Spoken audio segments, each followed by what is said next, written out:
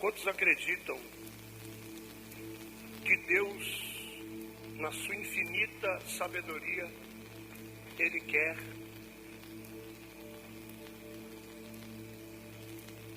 nos fazer transbordar todos os dias? Quantos creem nisso? Você crê nisso, que Deus quer nos fazer transbordar todos os dias da presença dEle?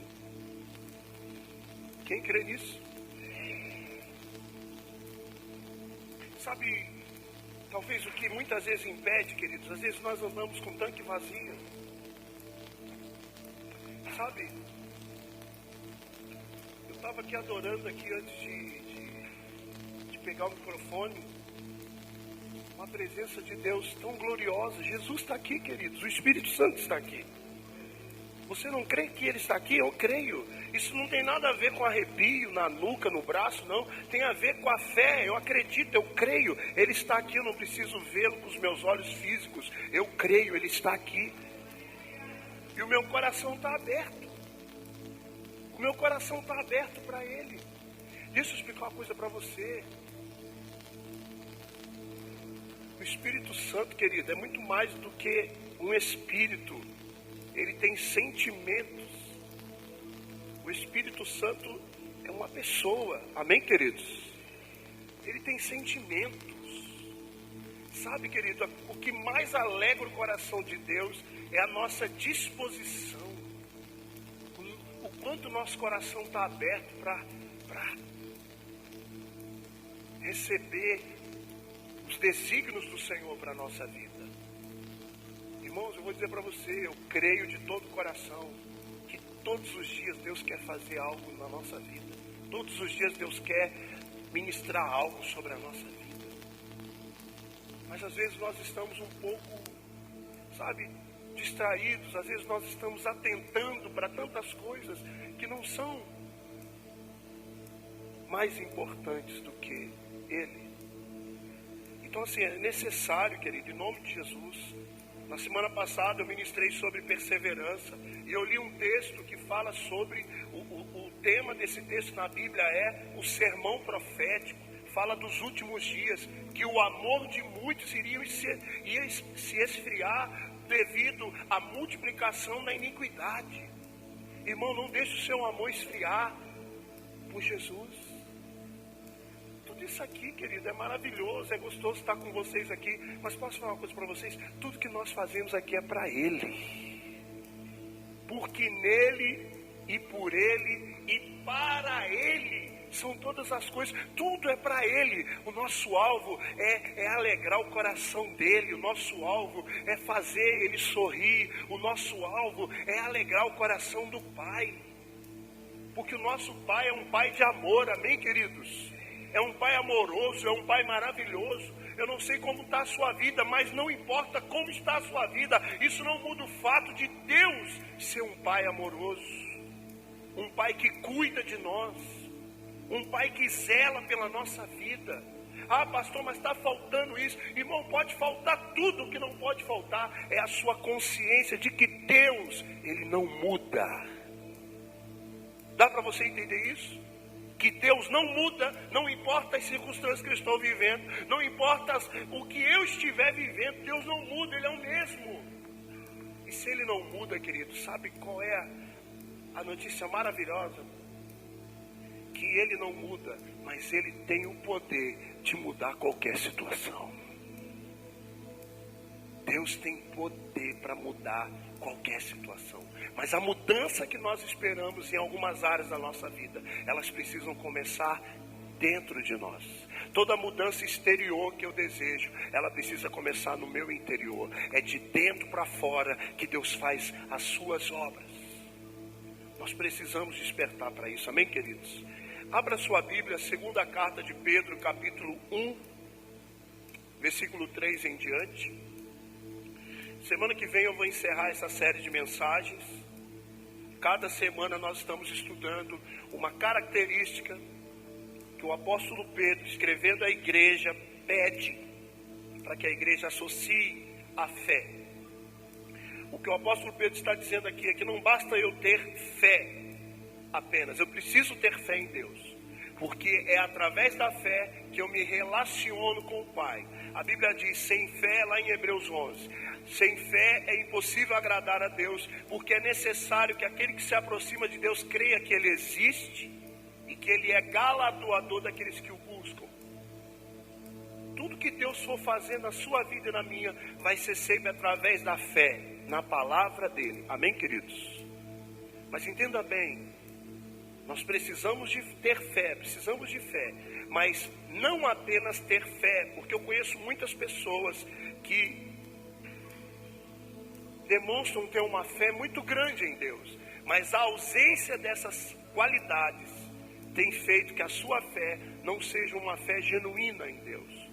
2 de Pedro, capítulo 1, versículo 3 diz, visto como pelo seu divino poder nos têm sido doadas todas as coisas que conduzem à vida e à piedade, pelo conhecimento completo daquele que nos chamou para a sua própria glória e virtude, pelas quais nos têm sido doadas as suas preciosas e muito grandes promessas, para que por elas vos torneis coparticipantes da natureza divina, livrando-vos da corrupção das paixões que há no mundo. Por isso mesmo, vós reunido com toda a vossa diligência, associai com a vossa fé a virtude, com a virtude o conhecimento, com o conhecimento o domínio próprio, com o domínio próprio a perseverança, com a perseverança a piedade, e com a piedade a fraternidade, e com a fraternidade o amor. Porque essas coisas, existindo em vós e em vós aumentando. Preste atenção, semana que vem eu vou encerrar essa série de mensagens falando sobre fraternidade e amor. Querido, mesmo que nós, durante um tempo, não venhamos tocar nesse assunto na igreja, o apóstolo Pedro está dizendo que essas qualidades, elas devem existir em você. A Bíblia fala que um dia Jesus estava caminhando em um lugar e de longe ele avistou uma figueira. E a Bíblia diz que ele foi até ela para ver se ela tinha frutos. Porque de longe ela parecia que tinha frutos. Mas quando Jesus chegou bem perto dela, ele viu que ela só tinha folhas. As pessoas sempre vão ter uma visão de longe, olhando para a sua vida cristã. Mas é só aquelas que chegarem perto e conviverem com você que vão poder atestar se você tem frutos ou se você só tem folhas. Quem entendeu isso? Pastor, o senhor é uma bênção. Oi, irmão, ora, continua orando por mim. Mas sabe quem realmente sabe se eu sou uma bênção? É Jesus, sou eu e as pessoas que convivem na minha intimidade, né? A minha humanidade não me faz deixar de ser uma bênção, mas a minha falta de disposição, de alinhamento, faz eu deixar de ser bênção. Porque nós somos humanos, mas nós temos que estar sempre dispostos a alinhar tudo aquilo que está desalinhado na nossa vida. Amém, queridos? Nós precisamos frutificar. A Bíblia está dizendo que essas qualidades precisam existir em você. As pessoas que convivem com você têm que ver isso aqui. Essa palavra é para a igreja. Ah, pastor, eu não tenho domínio próprio, não. Ah, pastor, eu não tenho essa virtude. Lembra da virtude que nós ensinamos? Excelência de caráter. Aí eu costumo dar uns nó aí nas pessoas. Mas domingão eu estou na igreja. Domingão eu estou na igreja. Vamos lá, vamos chapar na presença de Deus. Vamos cantar, vamos pular. Querida, essas qualidades precisam existir em você. Precisam existir em mim. Porque elas precisam estar em nós e elas precisam aumentar a cada dia. É você, depois que você recebe, deixa eu ensinar uma coisa para você. Até você receber uma palavra, você está num tempo de ignorância. E Deus, Ele respeita isso, você sabia? Que tem muitas coisas que nós fizemos antes de conhecer a Cristo, que hoje nós nos envergonhamos, mas isso não é um peso para nós, porque aquele velho homem, aquela velha mulher já morreu. Mas tem muitas coisas que nós fizemos sem entendimento, que Deus, Ele nos perdoa. Amém, queridos? Quem está entendendo isso? Deus, Ele nos perdoa por aquilo que nós agimos sem entendimento. Mas deixa eu te falar uma coisa, olha para mim aqui. Depois que você recebeu o entendimento Você é responsável por essa revelação. Quando você recebe uma revelação de Deus, uma palavra. O que é revelação, pastor? Sabe aquela hora da palavra que parece que o pastor está falando com você? Só falta ele falar o nome, William. Esses dias aconteceu uma situação no trabalho do William Douglas. Ele, a Gabriela, sua esposa. Aliás, Gabriela, um nome muito lindo, Gabriela, né, irmãos? Que é o nome da minha filha. E ela é outra filha também, glória a Deus. O William chegou para mim e eu vi que o William estava até meio abatido falando comigo naquele momento. Falou assim: o seu irmão falou alguma coisa para você, hoje no trabalho não foi muito fácil. Eu não sabia de nada, mas ele tinha enfrentado uma situação pesada no trabalho. E justamente no dia que ele enfrentou uma situação pesada, ele veio no culto e eu começo a pregar sobre pessoas feridas e pessoas saradas. Imagine você ser afrontado dentro do trabalho, ao ponto da pessoa até tocar em você fisicamente. E você, como cristão, você não concordar com aquilo que estava errado, porque ele foi falar com o responsável, mas ele, como ovelha muda, não moveu nem um dedo, ficou na palavra. E eu nem sabia disso. Porque, irmãos, eu posso falar para você, é difícil na hora você se conter quando alguém vem e tenta te agredir, seja com palavras ou com qualquer outra coisa. Mas sabe que a maior luta do cristão não é nem naquele momento, porque se você vence aquele momento, a maior luta vai ser depois. Porque a maior luta às vezes é dentro de nós. Porque na hora você pensa nas consequências que pode acontecer com você. Posso perder meu emprego, ou alguém te xinga no trânsito, você fala: eu não sei se esse cara está com arma, pode matar eu e minha família. Mas às vezes você é humilhado, você é ultrajado, você é afrontado, você é agredido. E a maior luta é aquela que começa dentro de você, de não deixar aquilo se transformar numa ira, de não deixar aquilo se transformar num ódio. Essa luta é pior do que você abaixar a cabeça para uma pessoa. É mais fácil vencer uma pessoa do que vencer um sentimento. Porque aí, essa luta dentro de você, é você e o Espírito Santo, querido, que vai ter que vencer isso. Quem está entendendo isso? Então a revelação é isso. Você vem no culto, Deus usa o pastor, os pastores que tem aqui nessa casa, Deus usa os líderes que tem nessa casa e ministra uma palavra para você. Ou às vezes no trabalho alguém de Deus te ministra uma palavra, você fala: nossa, essa palavra é para mim. Querido, depois que você recebeu aquela palavra, você é responsável por essa palavra, de que essa palavra caia em boa terra na tua vida e que ela produza fruto. Fruto correspondente ao que ela trouxe para você. Quem está entendendo isso? Nós precisamos, isso tem que aumentar em nós. Olha o que diz, versículo 8: porque essas coisas, existindo em vós e em vós aumentando, fazem com que não sejais inativos e nem infrutuosos. Irmãos, nós temos que dar frutos. O Evangelho de João, capítulo 15, fala que Ele é a videira verdadeira e nós somos os ramos. Os ramos que estão na videira, eles têm que dar fruto. Você tem que dar fruto, irmão.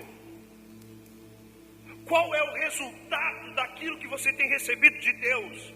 Qual é o resultado daquilo que tem sido depositado na tua vida através do Evangelho da paz? Nós temos que dar frutos, querido. Nós temos que ter um testemunho público de que esse evangelho é verdadeiro. Você sabe como que as pessoas vão acreditar na Bíblia? Quando elas virem a Bíblia em nós. Não na nossa boca apenas, mas nas nossas atitudes. Aí as pessoas vão acreditar nessa Bíblia, nessa palavra que nós pregamos. Tem que dar fruto. Qual é o fruto que você tem produzido dentro da tua casa? Qual é o fruto que você tem produzido no teu local de trabalho? Qual é o fruto que você tem produzido na sua escola, na sua faculdade, na sua rua, na sua vizinhança? Como que você é conhecido? Você é conhecido como uma árvore frutífera que quando alguém precisa de algo pode ir até você porque vai encontrar. Nós precisamos, querido, dar frutos. Olha o que a palavra de Deus diz. versículo 9. Pois aquele a quem essas coisas não estão presentes, ele é cego. Meu Deus do céu, que loucura é essa? Eu entreguei minha vida para Jesus, mas simplesmente eu entreguei a vida para Ele e virei crente. E agora todo domingo eu vou bater cartão lá na igreja. Irmão, você pode estar aqui, pode ser cego. Simplesmente você teve um encontro com Cristo. Mas é como uma criança quando nasce. Você sabia, olha, isso que eu estou falando aqui, eu não sou perito não, vou precisar da ajuda de vocês aqui, dos universitários. Amém? Você sabia que quando a criança ela nasce, ela não enxerga completamente logo de início? É verdade ou mentira isso? Se eu estiver errado, me corrija. É verdade? Que a visão ela vai se desenvolvendo, é isso? Me ajuda, pelo amor de Deus. Alguém está vivo?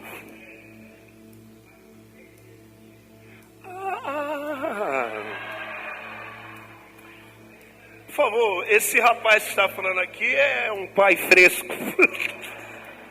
Ele é pai do Israel. Estudou, né, filho? Fez o dever de casa, né? E o Israel já está em casa? Glória a Deus. Amém.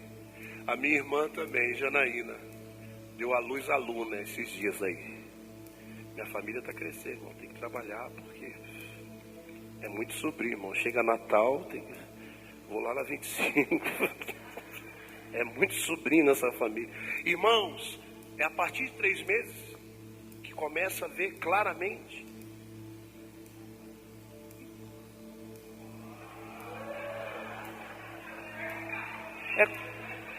E a FAD é cultura, irmão. Tá pensando o quê? Você veio aqui para...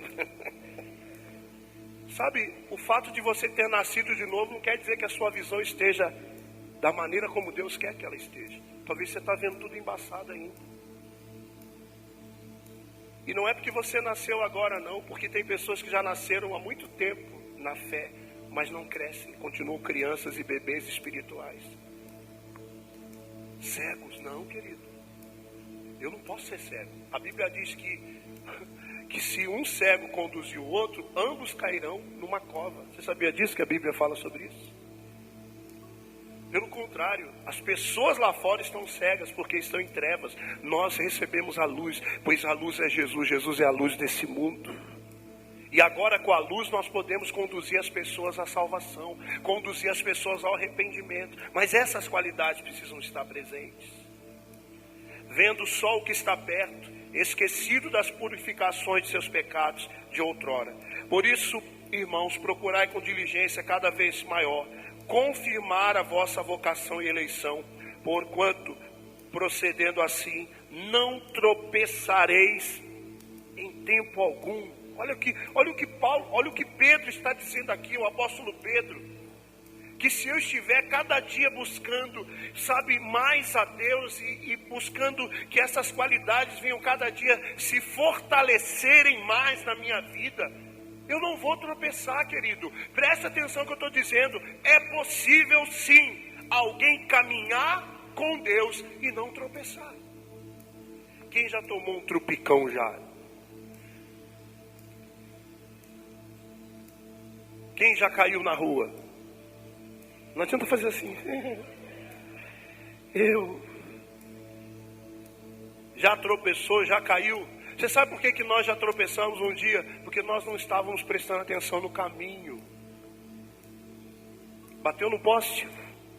Misericórdia. Presta atenção. Nós tropeçamos porque nós não observamos o caminho. A Bíblia diz, Jesus Cristo diz: eu sou o caminho, a verdade e a vida. Ninguém vem ao Pai senão por mim. Eu não posso tirar os olhos de Jesus. Eu não posso tirar os olhos da palavra. Eu não posso me perder. Eu tenho que estar na palavra, porque a palavra de Deus é a bússola. A palavra de Deus é o GPS. A palavra de Deus é um mapa. É com a palavra que eu vou caminhar, querido. Você pode estar aqui e não está nem aí com a palavra de Deus. Porque, primeiro, porque nós fomos criados com uma necessidade vital de relacionamentos. É claro que nós queremos nos relacionar uns com os outros. A pessoa que não quer ter relacionamento com ninguém, que está alienada, essa pessoa tem problemas sérios na sua alma. Porque na maioria das vezes as pessoas não querem se relacionar com os outros, porque elas foram feridas em algum relacionamento, elas foram frustradas em algum relacionamento, elas de certa forma, elas foram machucadas e agora elas estão com medo de se relacionarem de novo e enfrentar a mesma coisa. Nós temos uma necessidade de relacionamento e podemos estar aqui só por isso. Mas o que vai trazer transformação são relacionamentos guiados pelo Espírito e pela palavra. É você se relacionar com alguém que está cheio da palavra. E mesmo que você não queira, ao conviver com essa pessoa vai ministrar algo sobre a sua vida. Queridos, eu já fui ministrado por pessoas que nem sabiam o que estava acontecendo comigo. Que nem sabiam o que tinha acontecido comigo. E só num relacionamento. Porque foi o que no dia que o William estava aqui, tinha enfrentado uma situação. E glória a Deus, o William está com o coração completamente sarado, amém? Mas nós aprendemos naquela quinta profética que só uma pessoa completamente curada, sarada, pode ajudar uma pessoa completamente ferida. Uma pessoa ferida não pode ajudar nenhuma pessoa ferida.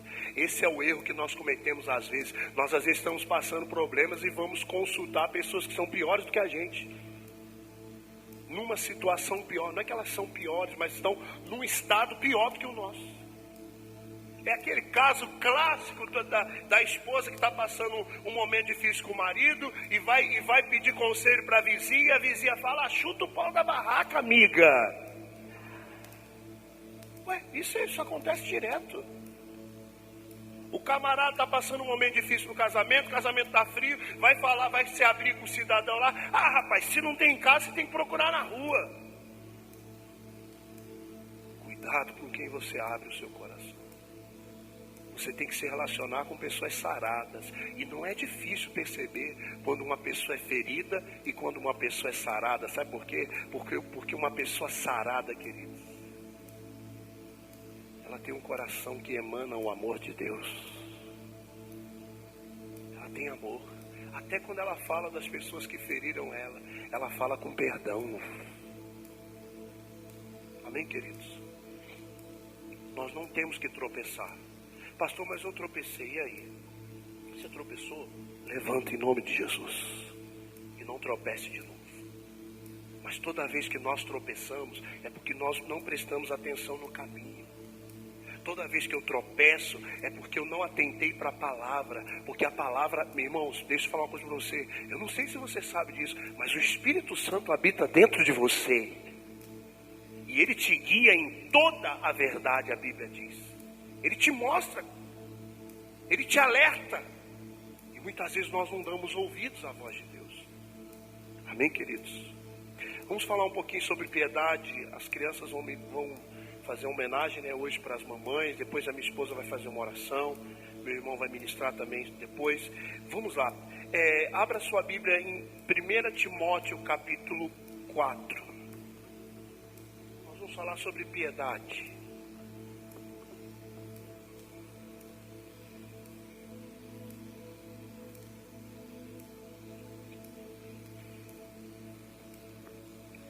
O dicionário diz que a palavra piedade, ela significa ter compaixão pelos sofrimentos alheios,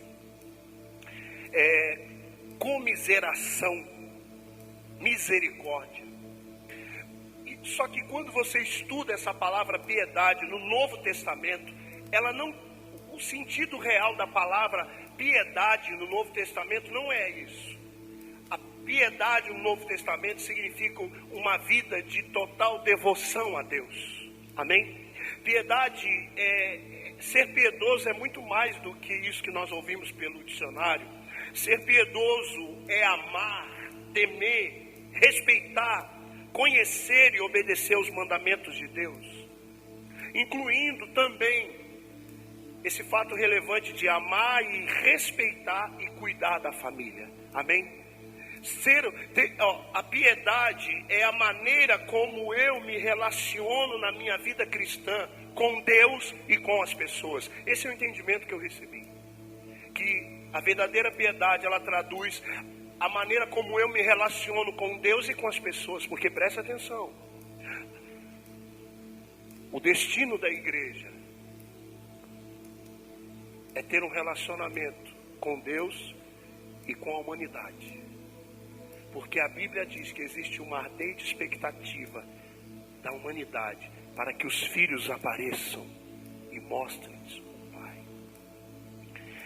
A piedade, ela precisa ser exercitada, querido. 1 Timóteo 4, versículos 7 e 8, diz assim: rejeite, porém, as fábulas profanas e tolas, e exercite-se na piedade. O exercício físico é de pouco proveito.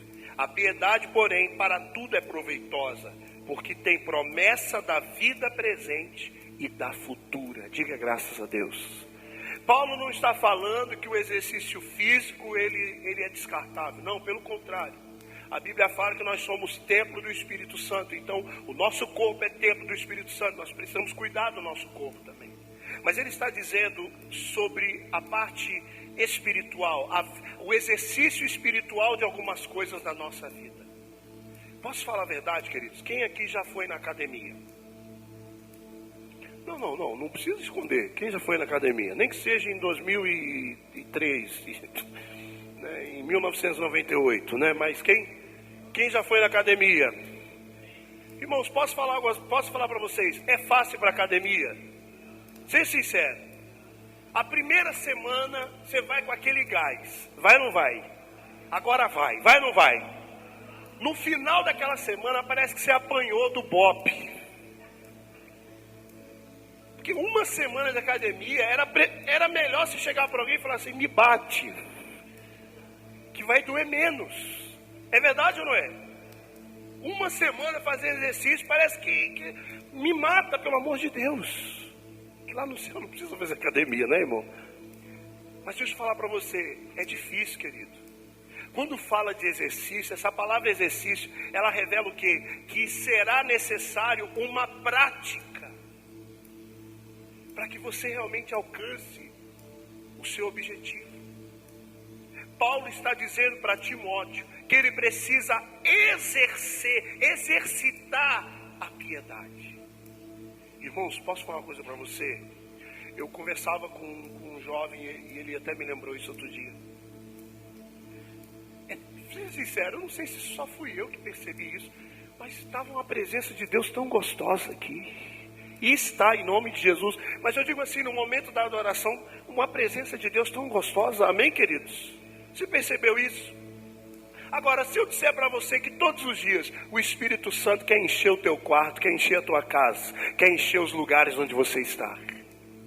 Todos os dias.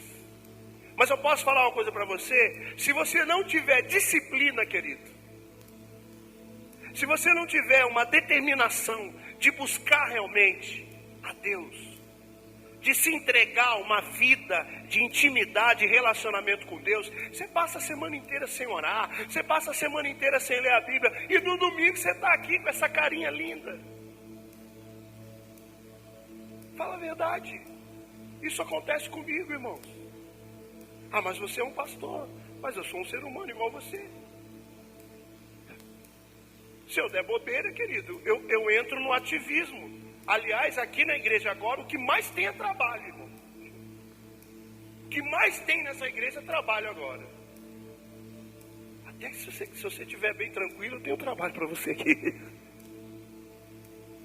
O que mais tem nessa igreja é trabalho. Se a gente não vigiar, a gente entra no ativismo só do trabalho. Tem que trabalhar. Mas foi o que nós pregamos na Santa Ceia de Obreiros. A igreja precisa de mulheres como Marta, homens como Marta, dispostos a colocar a mão na massa para trabalhar. Mas essas Martas precisam também ser Marias, que estão assentadas nos pés de Jesus, ouvindo a direção dele.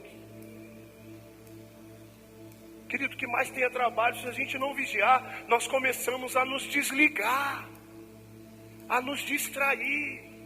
Daqui a pouco você está aqui. Eu acho que o pastor não está muito. ministério de louvor, aquele barulho, meu Deus do céu, meu irmão. Só não falo com ele que ele é grande. Meu Deus, esse culto aí, eu vou te falar, esse culto hoje não foi legal. Eu já vi pessoas dizer assim, pastor, eu leio a Bíblia e não consigo entender. Irmão, é muito difícil ler a Bíblia sem chamar o Espírito Santo para te ensinar. Ler a Bíblia sozinho é chato. Orar sozinho é super chato orar sozinho. Mas entra no teu quarto e fala, Espírito Santo, fica à vontade aqui agora. Irmão, daqui a pouco tem que sua mulher tá lá, ô, o que você está fazendo aí? Se ela estiver na carne, né? Se ela estiver no espírito, aleluia, já abre a porta, o xaralabarabasui, anda, ela vai, e já entra orando junto, né? Mas as que estão na carne, o que você está fazendo aí? Oh, meu Deus, não para de orar, agora vai viver no céu? Volta à terra, alô, Houston. Irmãos, fala a verdade, querido. Sabe o que a minha avó falava para mim quando eu era criança? Quando ela fazia minha avó cozinha demais. Hoje ela não está cozinhando mais, deu uma parada, mas ela cozinha demais. Mas às vezes ela fazia coisas que criança não quer comer, é verdade ou não é? E sabe o que a minha avó falava? Que o melhor tempero é a fome. Alguém já ouviu isso? Irmão, quando você está com fome, meu irmão, não é que você vai comer qualquer coisa, né? Para com isso. Você está com fome, se chegar em casa e de repente esquecer o feijão do lado de fora, ele está todo branco lá, azedo. Eu estou com fome, aleluia. Não vai? Não vai. Não, você não é louco? Você é maluco? Não é. Mas o que eu quero dizer assim, não é que você come qualquer coisa. A fome, uma vez eu ouvi uma pessoa dizer, quem tem fome, ele não é seletivo, quem está com fome come qualquer coisa. Não, eu quando fico com fome, eu não como qualquer coisa não, irmão. Mas o que eu quero dizer é o seguinte, quando você está com fome, querido, seja sincero, até eu acho que essa palavra, essa expressão, está com fome, não é a exata, mas é essa que a gente entende, né? Porque eu acho que uma pessoa, quando ela está com fome mesmo, irmão, ela está no estado crítico. Que o que ela mais quer é o alimento. Mas assim, quando você está com aquela fome, dia de trabalho, não deu para almoçar, seja sincero, quando você está com fome, parece que você não consegue enxergar mais nada. É verdade ou não é? É só a panela. É ou não é, irmão? Não, estou falando sério. É ou não é? Quando você está com fome, a esposa está falando, você está assim, você olha para ela, vê um frango. Não, você está com fome, você não entende nada. Só eu que sou assim? Só eu que sou humano? Você está com fome, irmão, parece que você não vê nada. Você só vê aquilo. Aleluia. Irmãos, eu quero ter essa fome por Deus. Porque às vezes a gente percebe que nós estamos tão distraídos, queridos. Estamos olhando para tanta coisa. Essa piedade tem que ser exercitada todos os dias. Essa vida cristã que agrada a Deus. Querido, nós fomos criados para fazer Deus sorrir. O Senhor Jesus, quando ele foi até o Jordão para ser batizado por João, João não queria batizar ele dizia, eu não sou digno nem de desatar as sandálias dele. Mas quando Jesus chega e fala, João, você vai ter que me batizar. O João Batista fala assim, sou eu que tenho que pedir para você me batizar. Ele falou assim, olha o que Jesus disse. É necessário para que se cumpra a Escritura. Isso é uma vida de piedade. Alguém que, não importa, querido, quem você é, o lugar na sociedade que você ocupa, ou o lugar que você ocupa na hierarquia da igreja, de uma igreja local, seu cargo. Querido, uma vida de piedade é uma vida realmente totalmente entregue à obediência à palavra de Deus. Olha, Jesus, querido, presta atenção que eu vou dizer para você. Se Jesus, que era e é e sempre será Deus, ele se submeteu à palavra, quem é você e sou eu para questionar a palavra, querido? Quem sou eu e quem é você para questionar a palavra? E eu não estou falando uma palavra que é pregada do altar não, mas uma palavra que é ministrada no teu coração, no teu secreto aí, você e Deus. Porque eu posso estar pregando aqui, mas é o Espírito Santo que está falando no teu coração agora. E muitas vezes Deus fala conosco, Deus até nos corrige, Deus nos alerta, e nós endurecemos o coração, nós questionamos a Deus. Alguém que vive uma vida de piedade a Deus, querido, uma devoção, uma vida totalmente entregue a Deus, é alguém que realmente se rende totalmente à vontade e ao governo de Deus. Não é a sua alma que tem que governar você. Não é a sua carne que tem que governar você. É o Espírito. Amém, queridos? A piedade, querido, precisa ser verdadeira. 2 Timóteo capítulo 3, versículo 1. É possível alguém viver uma vida cristã falsa? É possível. Eu estava falando hoje que uma vez estava eu e Jair lá em São Paulo. Sempre o Jair, irmãos, só Jesus, né, irmãos? O Jair estava comigo lá em São Paulo. E eu levo o Jair para me ajudar. E também, deixa quieto. Estavam lá em São Paulo, eu e Jair. Não sei o que eu fui fazer em São Paulo. O David também estava. O David que falou, né? Estava eu, Jair e o David em São Paulo. De repente, lá em São Paulo aparece eu paro num posto de gasolina, aparece um italiano. Vocês começou a falar comigo. Aí, resumindo a história, ele falou que trabalhava numa empresa e estava indo ia pegar um avião lá no aeroporto e ir embora, e a empresa tinha disponibilizado um aparelho de celular para ele novo, ele queria vender o dele, um iPhone. E de tanto meu irmão falar do iPhone na minha cabeça, irmão, que meu irmão morava no Rio, eu morava em São Paulo. Aí ele falava assim: o negócio é iPhone, o iPhone é bom, e esse aí não dá problema, não dá vírus, não dá nada. Pode comprar iPhone. Eu falei: não, então se ele está falando, eu falar, mas eu queria ter um iPhone mesmo. Aí o rapaz me mostrou um iPhone assim, querido, novinho, na caixa. E eu estou pedindo barato, só estou pedindo tanto, não vou falar quanto. Né? E quem falar está no pecado. Aí, irmão, e eu fui lá ainda correndo para achar um caixa eletrônico para pagar e tal. Irmãos, o meu espírito falava assim: cuidado. Mas a minha alma estava: aleluia, aleluia. Eu estava, aleluia. Deus, a vitória chegou na minha mão, aleluia. A carne estava parecendo escola de samba, irmão. A alma pulando, e o espírito, uma coisa incomodando, não vai. Irmão, fui lá e comprei o iPhone. Paguei lá, não era o valor, paguei bem menos do valor que era, mas não era um valor pequeno. Irmãos, quando eu chego aqui, vou numa loja comprar não sei o que, para um iPhone, acho que era só não tinha um foninho. Aí eu fui comprar, quando o cidadão pegou o iPhone na mão, ele falou assim: isso aqui é falso.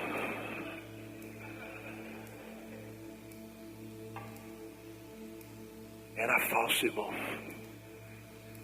E eu olhando para ele, o que você pensou que eu falei?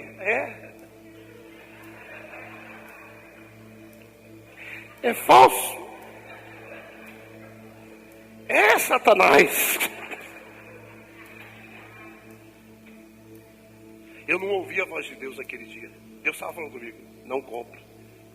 Na verdade, o que veio no meu coração é assim: vai numa loja, vai no shopping, vai numa loja da Apple e comprova se é ou não é.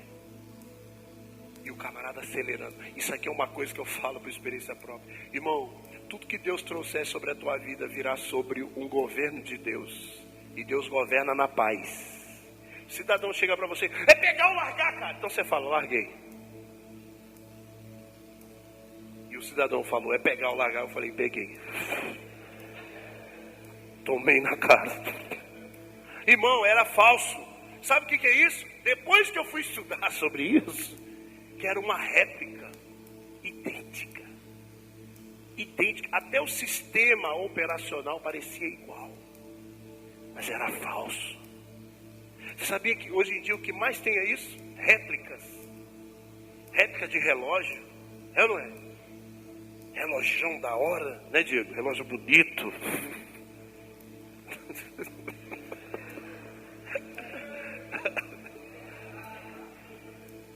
Isso aqui é Ferrari, não é nada, é Fusca, irmão. É tênis. Não, estou falando sério, você sabia que agora tem um monte de coisa que você pensa que é Nike, não é Nike. Não é Nike, não é Nike. É falso. Perfume. Não, isso aqui é do bom. Você passa depois todo pipocado. É falso. Deixa eu explicar uma coisa para você. A gente está rindo, mas eu só fiz você rir um pouquinho para você não sentir tanta pancada. Mas sabe qual que é a grande verdade? Também tem um monte de cristão falsificado. Eles têm aparência de cristão, tem Bíblia. Eles dão até a paz do Senhor, Pai, Senhor. Eles cantam louvores, mas são falsificados. Não são verdadeiros. E sabe como que você consegue identificar algo que é falso e algo que é verdadeiro? Vários amigos meus falaram dessa matéria que acho que passou no Fantástico, eu não vi. Sobre um cidadão que só mexia com dinheiro. E se colocasse uma nota falsa na mão dele, ele identificava na hora que era falso. E perguntava para ele, mas como que você consegue ter uma rapidez tão grande de identificar aquilo que é falso? Ele falou assim, sabe por quê? Porque eu só lido com notas verdadeiras. E de tanto eu lidar com aquilo que é verdadeiro, quando o falso aparece, eu consigo identificar na hora. Irmãos, não tem como. Se você realmente viver uma vida entregue a Deus e à palavra, pode até ter aparência de santo. A Bíblia diz, peca quem diz precipitadamente que é santo. Peca quem diz precipitadamente que é bênção. Naquele dia Deus falou comigo, mas eu não quis dar ouvido. Deus falou no meu espírito, mas eu não dei ouvido. Porque tem isso também. Você luta para viver sempre à luz, porque a palavra de Deus é luz, amém? Amém? E aonde a luz chega, as coisas ficam claras, ficam evidentes. Não existe engano aonde a luz aparece. Mas não adianta eu andar na luz se quando o Espírito Santo falar comigo eu endurecer o coração. Mas existem cristãos falsificados. Eu fico maravilhado com o ministério de louvor da igreja. Porque quando eu olho há 4 anos atrás, nós olhamos hoje para aquilo que nós temos e nós queremos melhorar, queremos fazer muito melhor para Deus e para a igreja. Mas quando eu olho 4 anos atrás, o que Deus tem feito aqui hoje é maravilhoso, queridos. Mas é claro que nós queremos mais para Deus e para a igreja. Mas eu posso dizer para você, querido, nós não estamos à procura de uma batida perfeita. Nós estamos à procura de mais de Deus, de mais de Jesus. Nós queremos sim servir com excelência.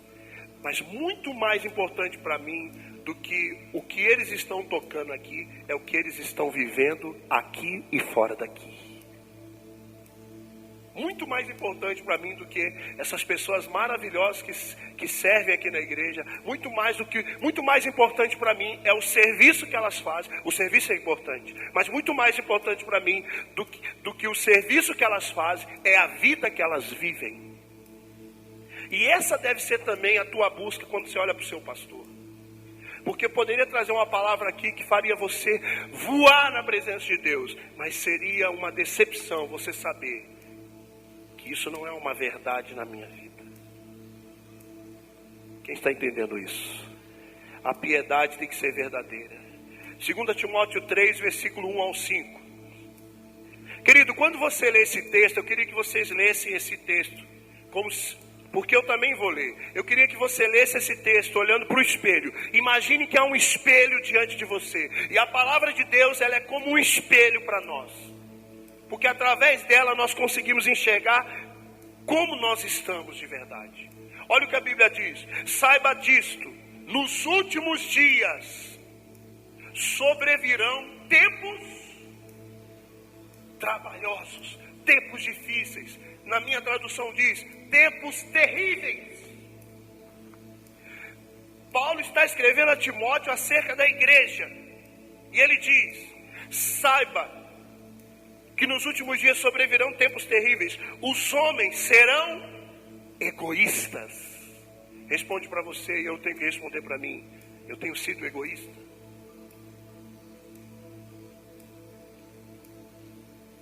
Os homens serão avarentos. Responda para você e eu respondo para mim. Nós temos sido avarentos, presunçosos, arrogantes. Responda para você e eu respondo para mim. Nós temos sido arrogantes, blasfemos, desobedientes aos pais, ingratos, ímpios, sem amor pela família, irreconciliáveis. Será que eu e você somos pessoas irreconciliáveis, queridos? Sabe o que é uma pessoa irreconciliável? É uma pessoa que não quer ser tratada, que não aceita reconciliação, se reconciliar com alguém. Uma pessoa irreconciliável é uma pessoa que não quer consertar as pontes entre as pessoas. Muitas vezes as pontes de relacionamento são quebradas. E alguém tem que dar o primeiro passo para elas serem restauradas. Deixa o Espírito Santo ministrar no teu coração nessa noite aqui. Muitas vezes as pontes foram quebradas e precisam ser reconstruídas. Caluniadores, sem domínio próprio, cruéis, inimigos do bem, traidores, precipitados. Responda para você, eu respondo para mim. Nós temos sido precipitados, querido. Às vezes nós somos precipitados no julgamento. Você entende o que significa preconceito? É um pré-julgamento de alguém ou de algo que você não conhece. Você não entendeu. Você não procurou saber a verdade sobre aquilo. Sempre haverá a verdade do A e do B, mas existe a verdade de Deus ali. Você pode falar o que você quiser, mas a verdade de Deus, ela aparece, querido. E é ela que permanece. Soberbos, mais amantes dos prazeres do que amigos de Deus, tendo aparência de piedade, mas negando o seu poder. Afaste-se desses também. Tendo aparência de piedade, mas é apenas uma aparência.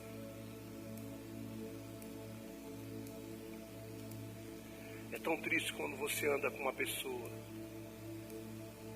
que está até no convívio da igreja. Você está andando com ele, de repente passa uma mulher e ele não consegue evitar. Ele olha, ele cobiça.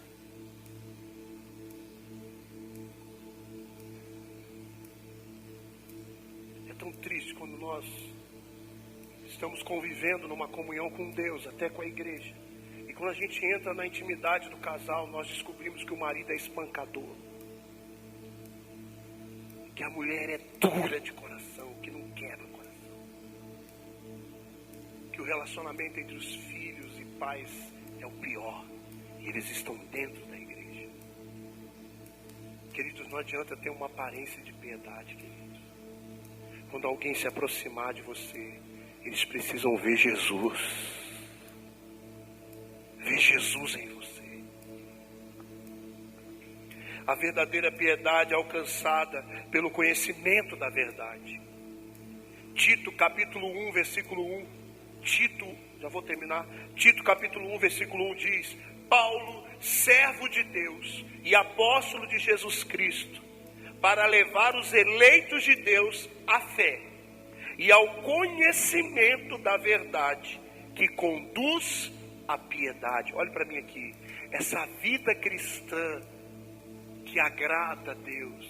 Essa vida cristã que verdadeiramente cumpre com o propósito pelo qual nós fomos alcançados por Ele. Você só vai conseguir através do conhecimento da verdade, do conhecimento da palavra, do conhecimento da plena vontade de Deus. Posso falar a verdade para você? As ovelhas da Iafade, nesses 4 anos, têm recebido de Deus e não de homens o maná puro e genuíno do céu. Tem coisas que é inadmissível permanecer na sua vida, porque você tem sido iluminado, sim ou não? Você tem sido ensinado. Querido, quando eu sou ensinado acerca de algo e eu não me endireito e eu vivo caindo naquilo, é porque eu não quero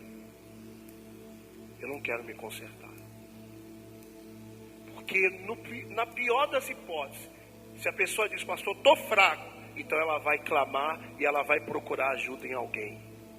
Ela vai dizer, ela vai procurar um líder de célula, vai procurar um líder dentro da igreja, vai procurar algum pastor ou pastora da igreja, vai procurar um diácono da igreja, vai dizer, olha, me ajuda, porque eu sou assim, eu sei que isso não agrada a Deus, porque eu já tenho entendimento que isso aqui é destrutivo para mim, para minha família, mas eu não consigo e eu preciso de ajuda, me ajuda. Mas é pedir ajuda disposto a ser tratado.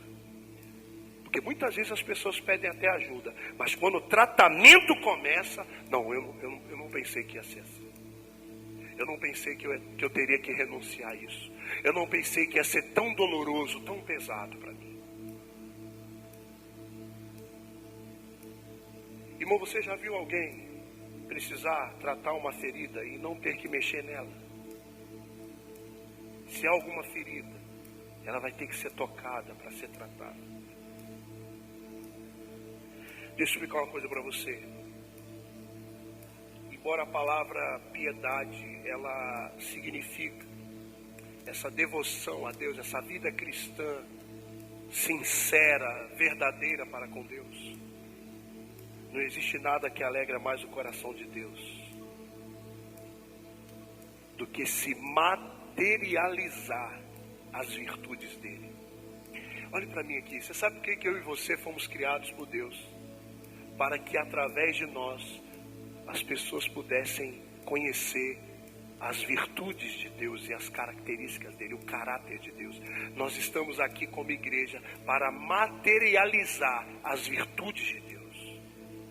Presta atenção, querido. Você sabe por que Jesus ele é o nosso padrão? Ele é o nosso exemplo, ele é o nosso modelo, ele é o nosso espelho. Porque Jesus veio ao mundo para mostrar para nós como uma pessoa dirigida pelo Espírito vai viver. Uma pessoa dirigida pelo Espírito vai ser como Cristo, vai tomar sua cruz. Por isso que Jesus levou a cruz dele. Mas ele diz que nós temos que levar a nossa. Quem quiser me seguir, renuncia a si mesmo, toma a sua cruz e siga-me. Jesus veio para nos dar o exemplo, queridos. O Evangelho de Cristo, ele não se resume só em você. O Evangelho de Cristo, na verdade, é sempre o próximo. Deus faz uma obra em você, porque Ele quer fazer isso também através de você. Jesus é o nosso exemplo, querido. Na verdade, posso ser sincero para você, a Bíblia diz que Ele é o primogênito entre muitos irmãos. Você sabia que, na verdade, assim como Cristo, Deus ele espera de nós que nós possamos pegar a nossa cruz e possamos ser um testemunho vivo para as pessoas, de uma morte para a nossa vontade, para que o reino venha e se estabeleça, para que a vontade de Deus seja cumprida na terra, assim como ela é no céu. O reino de Deus ele está dentro de nós.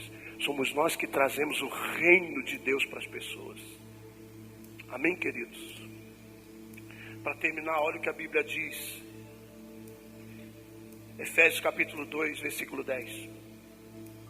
Pois somos feitura dele, criados em Cristo Jesus para as boas obras, as quais Deus de antemão preparou para que andássemos nelas.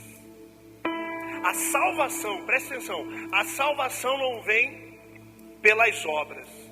Nós não fomos salvos pelas obras, fomos salvos pela graça e somos salvos pela fé mediante a Cristo Jesus. Mas presta atenção, a salvação não chegou a você por meio de obras, para que ninguém se glorie. Mas no momento que você se entregou a Jesus, a Bíblia diz que Deus te chamou para andar em boas obras. Sabe o que significa boas obras? É um testemunho vivo. Sabe, Deus quer muito mais que você seja um testemunho do que você dê testemunho. Deus quer muito mais que você seja um testemunho vivo de que Deus é poderoso, de que Deus muda, de que Deus transforma, de que Deus faz, do que simplesmente você dar um testemunho. Tem muitas pessoas que até dão testemunho de bênçãos que elas recebem, mas talvez elas ainda não são um testemunho da bênção que elas deveriam ser. Porque muito mais de ter a bênção, Deus quer que você seja a bênção. Porque se você for a bênção, todas as bênçãos te seguirão e te alcançarão. Ele nos chamou, de antemão preparou. Ele nos chamou para que possamos andar em boas obras. Atitudes, escolhas, decisões mostram se realmente estamos andando em boas obras. Mateus 5, 14 e 16. Mateus 5, 14 e 16 diz: Vós sois a luz do mundo. Não se pode esconder a cidade edificada sobre um monte. Nem se acende uma candeia para colocá-la debaixo do alqueire, mas no velador, e alumia todos os que se encontram em casa.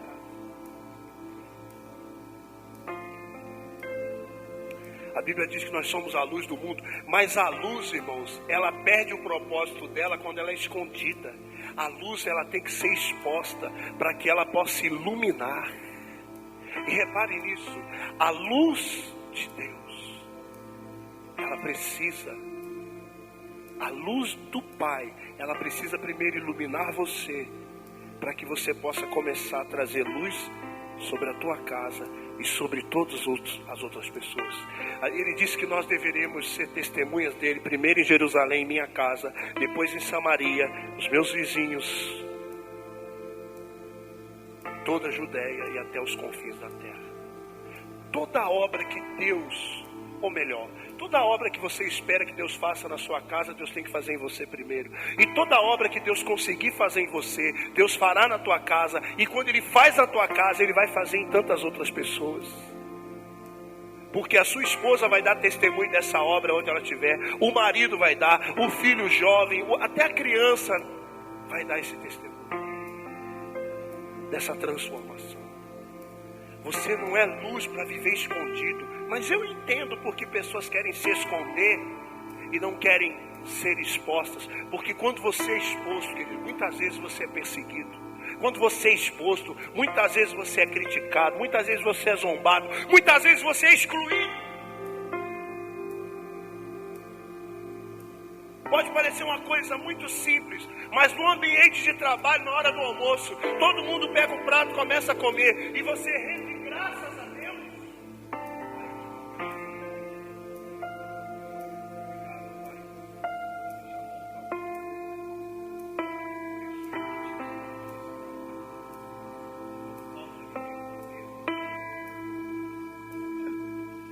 Tem gente que vai achar bonitinho, mas tem gente que vai te olhar já de outro jeito.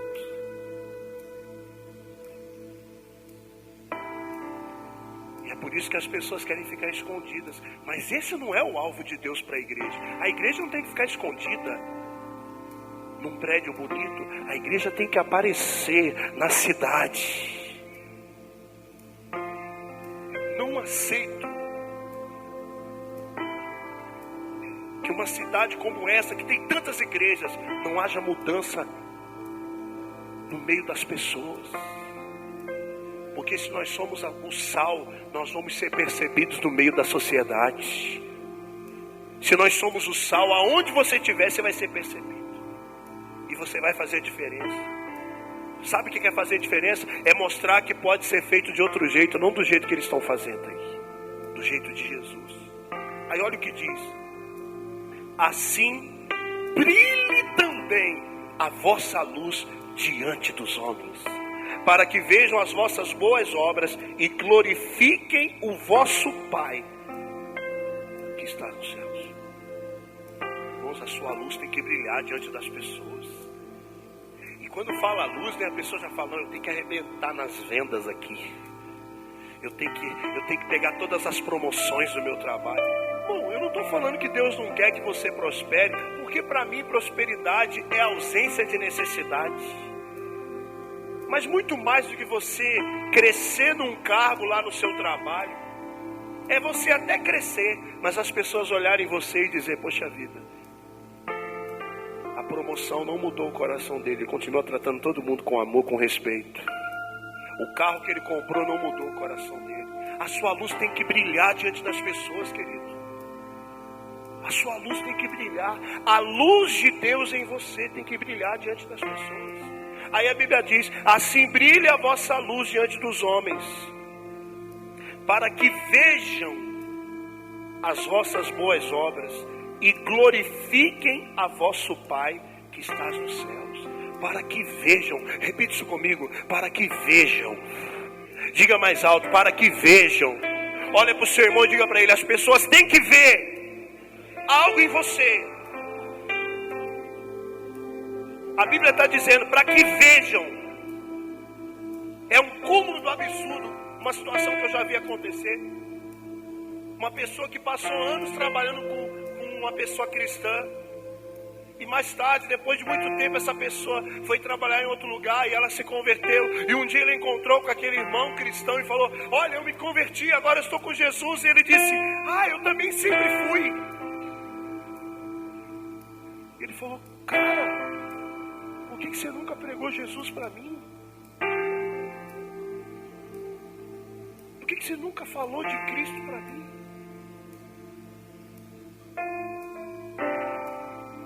Eu nunca percebi que você era um cristão. Eu nunca percebi que você era. As pessoas precisam ver, querido, eles têm que ver. As pessoas têm que ver a luz de Deus na sua vida, a mudança, a transformação, que agora você é uma nova criatura, as coisas velhas se passaram e eis que tudo se fez novo na sua vida. Porque só quando elas virem isso em você, elas vão glorificar o nosso Pai que está nos céus. Sabe, posso falar uma coisa para você? As pessoas só vão reconhecer a Deus quando eles reconhecerem os filhos primeiro. As pessoas só vão reconhecer o Pai quando reconhecerem os filhos. Nós somos o corpo de Cristo na terra. Nós precisamos despertar, queridos. Não tem nada a ver com religião, com placa de igreja. Tem a ver com Cristo em você. Porque nós somos cristãos, não é isso? Nós não somos cristãos, queridos? Nós deveríamos nos parecer mais com Cristo. Curva a sua cabeça em nome de Jesus.